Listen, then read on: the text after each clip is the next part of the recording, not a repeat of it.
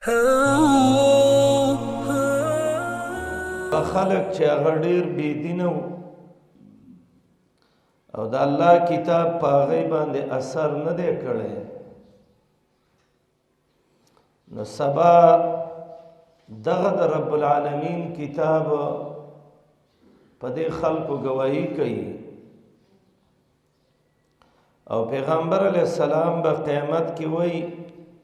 یا ربی ان قوم اتخذوا هذا القرآن مهجورا.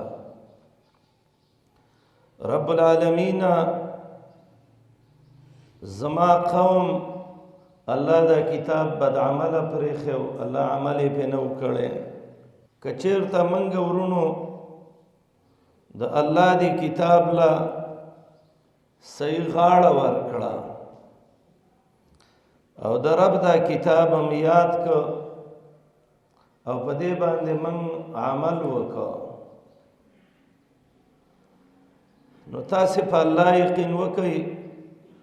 چې الله به من باندې دونه رحمتونه وکړي چې د الله په رحمتونو کې به من پټ شو بیا. خو که من د الله دې کتاب خدمت ونه که او د رب کتاب هم یاد نه که او من د قرآن کریم نه وقت ور نه که، نو د دې یېره پکار ده چې داسې نه چې زموږ ایمانونو کې فرق را نشي. قرآن کریم کې رب العالمین وایي فبأي حدیث بعده یؤمنون،